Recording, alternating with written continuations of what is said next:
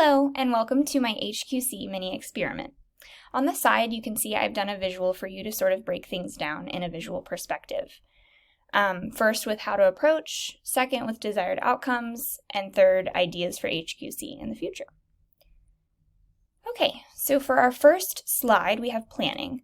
So for the scenario and backstory, through HQC and respectful engagement, my desired outcome is to have more meaningful and high-quality interactions with my boss.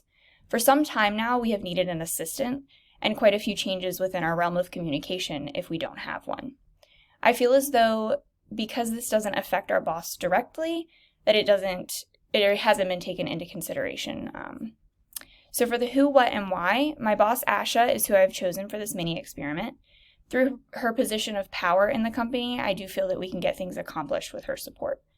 This experiment was to improve communication about hiring an assistant or better communication when we don't have one. Our boss and receptionists are supposed to step up in the absence of an assistant, and it doesn't always happen this way.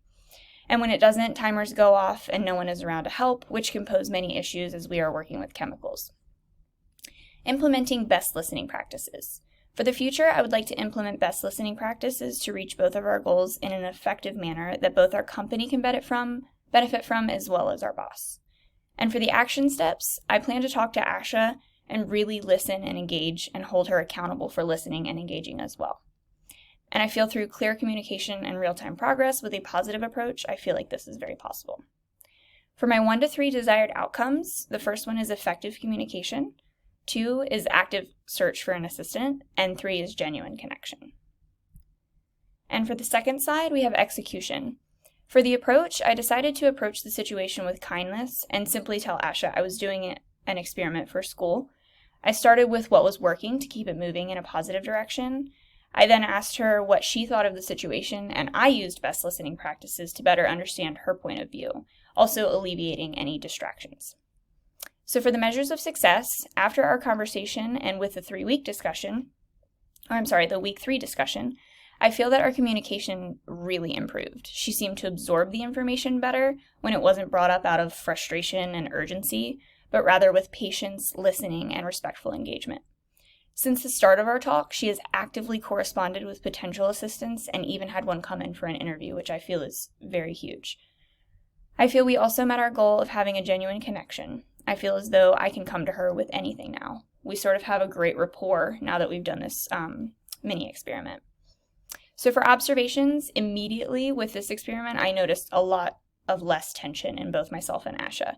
We had the capability of talking, knowing that the other person was genuinely engaged and listening to what the other had to say.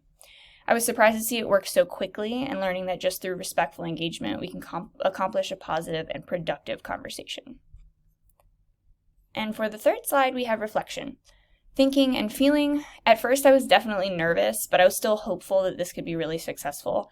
I've had sort of tests with her in the past to see sort of where her perspective was and how I could get things across in a positive manner, but it just hasn't quite worked because I didn't have a method or like an outline or a set of rules to follow, so this was really, really helpful in that. So for insights about HQC, I was especially moved by the video, Empathy, the Human Connection to Patient Care. I relate to empathy heavily, and when they said, if you can stand in their shoes and feel what they see or feel, would you treat them differently? I felt empowered to do this experiment with even more empathy than I did before, and I learned so much about genuine, deep connection and how to use this in relationships, especially professional ones. So for ideas for HQC in the future, I believe I can implement HQC and many of the other things we have learned in this experiment in many ways. I feel that through this method, I can use this from simply daily connections or interactions with strangers down to personal relationships to form better connections. On the receiving end, with HQC on the receiving side, I feel my relationships with other people could become more than just on the surface. I crave deep connection, so this was really, really awesome for me. On many other planes, my connections could prove deeper, which I feel could lead to a more fulfilling life. And for the comparison, the 2 experiments this week were very interconnected. Week 3 discussion transferred to this experiment in many ways, such as turning things into a positive situation and furthering deep connections. Thank you.